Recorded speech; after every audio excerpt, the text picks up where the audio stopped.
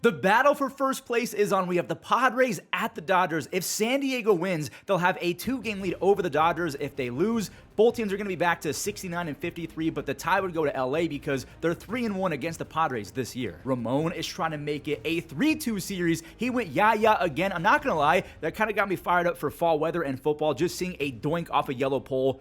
Manny, he almost always makes a play like that. It's a failed dive, and it's still a foul ball. There's no double play on this next clip. Ohtani, he's way too fast, so that right there is an RBI fielder's choice. Mookie, he secured another run for the future Hall of Famer Clayton Kershaw, who finished off 6 amazing frames. The grandpa only had 3 strikeouts, but he only allowed 2 base hits. Teoscar Hernandez, he has 19 home runs and 72 runs batted in. This game's a wrap as Jack Dreyer, he secured his 2nd save of the year. The Dodgers are back in first place. They're 4-1 against the Padres. So the Padres, they kind of have a lot of ground to make up in that department if they end up being tied after the season's over. This 2025 Brewers team might actually be the team of destiny. Yelich, he answered a Gavin Lux single with his 24th home run. The Reds, they actually tore up the kid. The Miz, of all people, Miz, he only made it an inning and a third. I think he gave up 4, and the Reds found themselves up by 7. It's 8-1 after 2 innings. Yelich did it again. It's so cool to watch Bellinger and Yelich both go crazy in the year 2025 because honestly, I know a lot of people wrote those guys off, but that's a 2-run double from the heavens. It was off a glove, and it got a way to score a run. Andrew freaking Vaughn, again, he vanquished baseball. He has 35 RBIs in 29 games as a Brewer. Terang with another RBI bang, and Yelich had 2 more. It's a 4 RBI day. We are tied up, but it didn't stay tied for long. Christian Yelich was a triple away from the cycle, but he said, nah, I don't need individual stats. I want the lead. 25 home runs, a 131 OPS plus. That gives Trevor Megill 29 saves on the season. The Brewers have won 13 games in a row, which ties a Milwaukee franchise record. And then there's the Cubs, who are 9 games back because they lost again. And to be honest, it was kind of in heartbreaking fashion. Pete Crow Armstrong had a good day, but he got hosed trying for 2 bases. And later in the game, we'll talk about him in a second, because I do have to show Captain Jack with the clutch go-ahead on the 101 mile-per-hour fastball from the disgusting Danny Palencia. Here's that other Pete clip I was talking about. So PCA stole second base after getting his 3rd base hit. So a big game, a big boost for his confidence. But then the sliding mitt allowed him to get 0 traction on the bag. He just flew off of it. How did the Cubs fix this? They've scored the 2nd fewest runs in baseball the last 30 days, which does not make any sense because their offense is as firepowered as anyone. They're 3-7 their last 10. Again, let me know. How do you fix this? Brandon Young, the starter for the Orioles, was so close to making history for a 2nd time this year. He's already thrown an immaculate inning, and he was 4 outs away from perfection. Kobe Mayo and Dylan Carlson both homered, and in between there was some terrible defense from the Astros that allowed the Orioles to basically run it up to 7 runs for Brandon Young. Young was slicing and dicing. Look at some of these pitches. The heater upstairs, that set up the breaking pitches and the off-speed pitches beautifully. He was tunneling to perfection, but he did lose the perfection in the 8th inning. He was 1 out away from going 8 perfect innings, and Ramon Urias, he just tapped it. I was hoping that they would call it an error, but they called it a single and then an error. He does get his 1st win of the season, and he's from Houston, so that had to have felt awesome.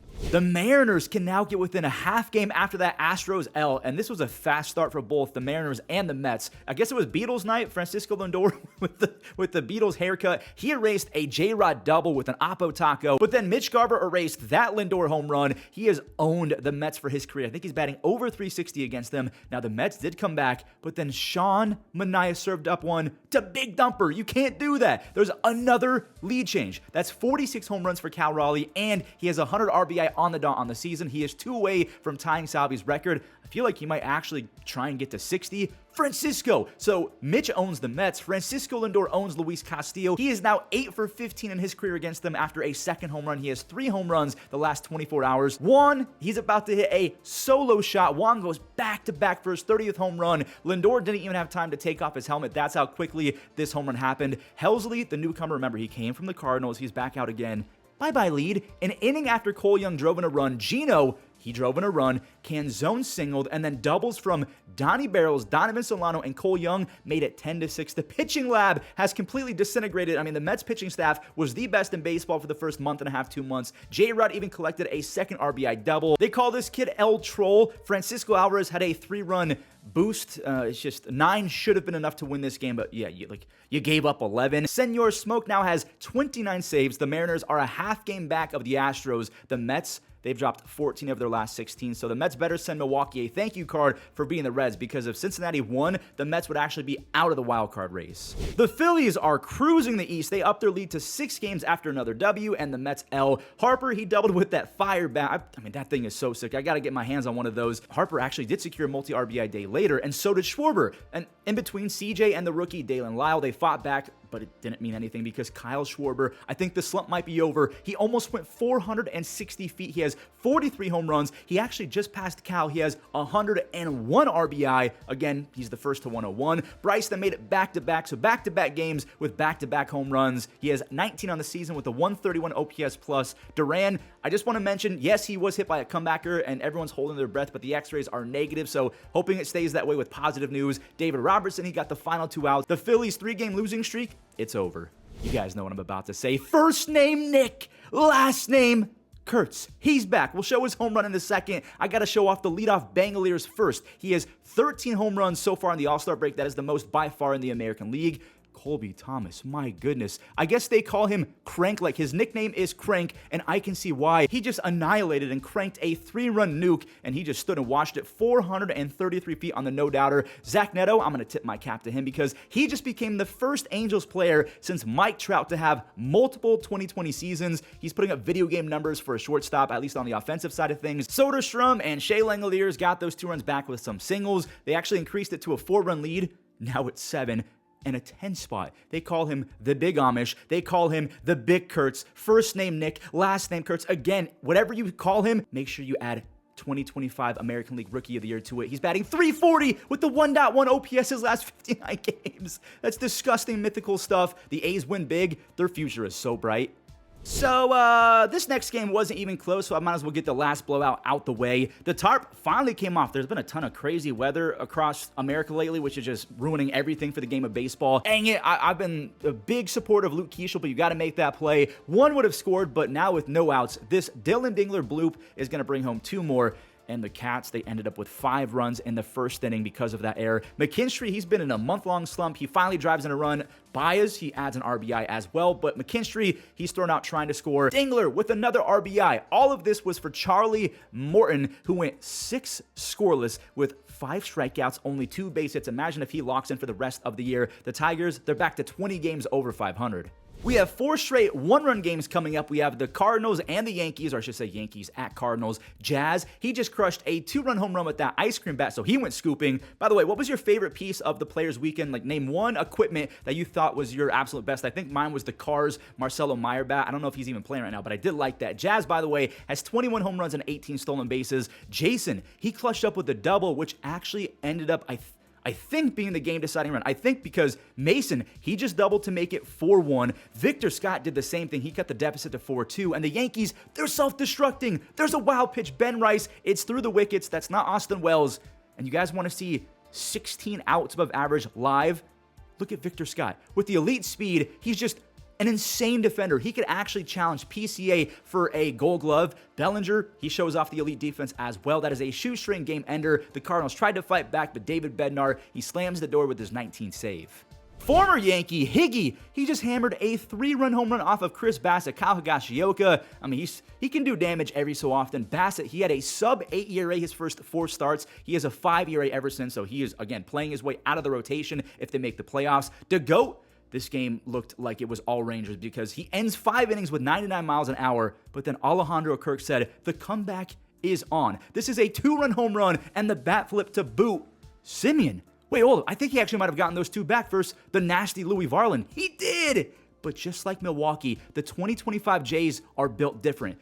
Bo makes it 5-3. Vladdy got lucky. I mean, this is why you got to hit your spots because I think the changing and glove locations just mess with the ump. Varsho is taking a walk with the bases loaded. And Kirk, he is unstoppable with runners on, 2 strikes, whatever clutch situation you're in. Kirk is going to do it. And then he's getting a standing ovation because he just stole his first ever bag. I'm talking about ever in the big leagues. Hoffman then struck out the side. He has the best chase rate in all of baseball. The Jays are 21 games above 500.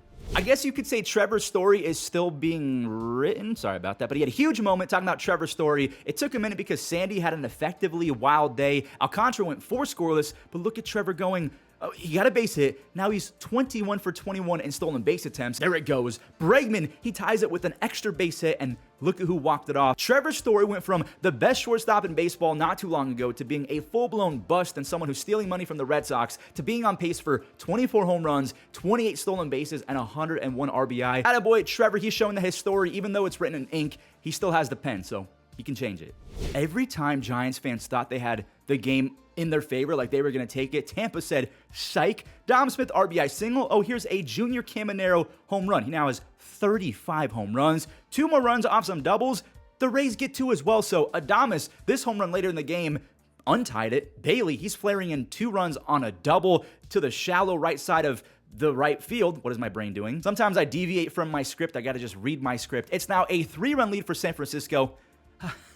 Yeah, no. So Chandler Simpson tied it after the Rays got 1 more. It's a 2-run poke job to knot it, and he's batting .330 his last 55 games, and Yandy, he sealed it. Pete Fairbanks, he actually sealed it after that final RBI from Yandy. He has 21 saves on the year. The Rays have won 2 games in a row. There's only 39 games left, and they're 5.5 games back, but I don't know, maybe that's enough time. Hunter Goodman and the Rockies won a game, and the Diamondbacks, they actually might have taken 2 L's in one evening. Let me explain in a second. So Goodman went .450 for his 25th home run, and Brandon Pfaadt, his ERA is back over 5 after it ballooned. He allowed 4 runs to a bad Rockies team. Jordan Beck, he has been super underrated. He secured a double after Alek Thomas. He tried his best, but he missed it. Beck has a .341 on base with a lot of extra base hits and some stolen bases. Victor Vodnak, he secures the 4-3 W. The Snakes are 3 games under 500, but I do have to talk about Ketel Marte getting called out by his teammates, allegedly. So in a nutshell, here's essentially what's happening. So Ketel Marte, again, he basically schedules his own day offs, and a lot of people have been saying it's because he's injury prone. He wants to make sure that he stays locked in and healthy. Now, this all arose after he requested a day off in the final week of 2024, and his teammates were kind of like, why would you do that? Then he asked for a game off right before the All-Star break, then played in the All-Star game. Also, he was supposed to fly back with Corbin Carroll and Eugenio Suarez after the All-Star break. He said, I'm going to take a vacation to the DR, and he missed a few games, I believe, after the break. So Marte's side is saying that he was out of sorts with a break-in. He's trying to make sure that he doesn't get injured, while teammates of his are saying that because of his actions when the Diamondbacks were in a playoff wild card race and he just wasn't there to support the team, that they lost a few games, and people who lived in Arizona ended up getting traded, so they have to leave their family. All while Ketel Marte is on vacation and stuff like that. So what do you make of that entire story? Ketel Marte is taking days off. His teammates don't like that, but then his manager is saying that it's for days off to stay healthy. What is this? Back to some real baseball games. Maikel Garcia got it going for the Royals with a single, and Lenyn Sosa leaned on, his 89th home run of the season? I mean, seriously, how many has Sosa hit lately? He has 15 on the year, but 11 his last 40. That's a over 40 home run pace over a full season. Salvi has 295. He's going to be one of the tougher Hall of Fame cases ever because he's a catcher who rakes. He's been a brick wall defensively at times, but sucked at framing for a long time as well, then kind of figured it out, then kind of lost it again. Is he a Hall of Famer or not? Kyle Isbell was hosed, but then the manager of the Royals was like, dude, Colson Montgomery was clearly blocking. Can you please overturn it? They did not. What do you guys think of that play? Bobby Witt Jr. turned a double play. He had the catch, and then he fired it to second. That secures a 1 earned run day for the rookie Noah Cameron, who's down to a 2.47 ERA. Adam Frazier is out of nowhere, hitting .325 as a Royal. Carlos Estevez punched out 3 in the final frame. He has 31 saves. The Royals are 4 games back of the wild card. The Braves, they're still fighting like hell to make what could be one of the most epic comebacks in MLB history. Ronald, he's back out there. Even with his team down by 11 games, he wants to play. Hurston Waldrep, he has an insane card in MLB to show, a relief card with sinkers, cutters, and like 80-something stamina as a reliever. So he got the lead with the bases loaded walk to Nacho Alvarez Jr. That was the only run that Joey Cantillo let up. Hurston was just way too good. I'm going to show this nasty splitter to J-Ram, and then he got Manzo, so he had 7 strikeouts over 6 scoreless. I do want to show some of the other strikeouts. The Braves, it seems like they breed these guys like it's nothing. Like, imagine if Schwellenbach, Strider, Hurstep, and all of these guys are healthy in 2026. They're going to be so freaking good. So Hurston is now 3-0 this year with a 1.02 ERA. Michael Harris, he is white star hot, not even just like red hot. Like, we're talking white star, about to be black hole hot. The Guardians, they're back to 1.5 games of a wild card. The Braves are 10 games back. Could you imagine if the Braves just made some history and pulled a LeBron in the finals and just made one of the most crazy comebacks in the sport's history? And there we have it, another recap in the books. Thank you guys so much for watching. I appreciate every single one of you. Enjoy the web gems. Payoff, Peterson, high and deep to right field. Nathan Lucas going back in front of the track. Oh. He makes the catch, leaping up against the wall. Diving stop, Correa to his feet, and what a play. Carlos Correa saving a run. He's athletic and he's... Ball line toward right center field as Adele goes after it. Teodosio makes a sliding catch. Where'd he come from? Soft one into no man's land, and Robert comes on to make the catch. Takes the swing and lines one to right, but Kate was toward the line, diving, made the backhanded catch.